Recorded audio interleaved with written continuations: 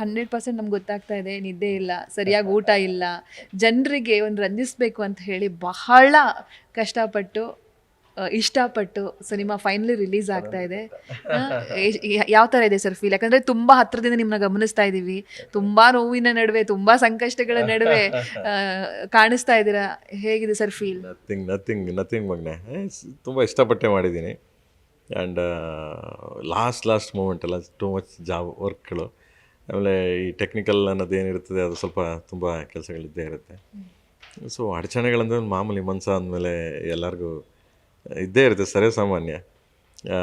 So ಅದನ್ನೆಲ್ಲ ನೀಗಿಸಿ ಅದನ್ನೆಲ್ಲ ಸೈಡ್ಗಿಟ್ಟು ಬದಿಗಿಟ್ಟು ಅದನ್ನು ತಂದು ಜನಗಳ ಮುಂದೆ ಬಿಟ್ಟು, ಸೊ ಅವನು ಓಕೆ ವಿಸಿಲ್ ಹೊಡೆದ ತಕ್ಷಣ ಇದೆಲ್ಲ ಮರ್ತೋಗ್ಬಿಡುತ್ತೆ. ಬಟ್ ಅಲ್ಲಿವರೆಗೂ ಸ್ವಲ್ಪ ಇಟ್ಸ್ ಅ ಫೈಟ್. ಬಟ್ ನಾನು always I am like A fighter. ನಾನು ಯಾವಾಗಲೂ ಫೈಟ್ ಮಾಡ್ತಾನೆ ಇರ್ತೀನಿ. ಎನಿಥಿಂಗ್ಸ್, ಅದು ಬ್ಯಾಡ್ ಆಗಿರ್ಬೋದು, ಗುಡ್ ಆಗಿರ್ಬೋದು, ನಿನ್ನ ಕಡೆಯಿಂದ ಯಾರಿಗೂ ತೊಂದರೆ ಆಗೋಲ್ಲ. ಸೊ ಅವ್ರ ಕಡೆಯಿಂದ ನನಗೆ ಏನು ತೊಂದರೆ ಆದ್ರೂ ಅಷ್ಟೇ ಥ್ಯಾಂಕ್ ಯು ಸೋ ಮಚ್ ಅಂತ ಮುಂದೆ ಹೋಗ್ತಾ ಇರ್ತೀನಿ, ಫೈಟ್ ಮಾಡ್ತಾ ಇರ್ತೀನಿ.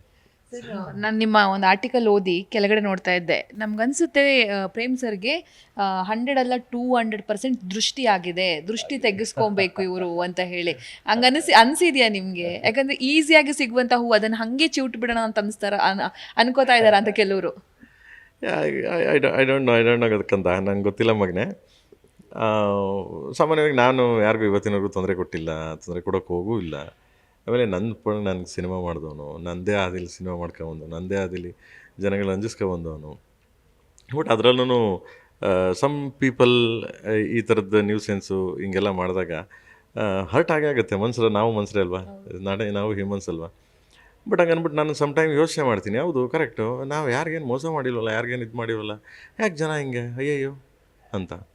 ಬಟ್ ನನ್ನನ್ನು ಎಷ್ಟು ತೆಗಳೋರಿದ್ದಾರೆ ಅದರಷ್ಟು ಲಕ್ಷದಷ್ಟು ಹೊಗಳೋರಿದ್ದಾರೆ ನನಗೆ. ಸೊ ಪ್ರೀತಿ ಕೊಡೋರಿದ್ದಾರೆ, ಜೀವ ಕೊಡೋರಿದ್ದಾರೆ, ಅಷ್ಟು ಫ್ಯಾನ್ಸ್ಗಳಿದ್ದಾರೆ.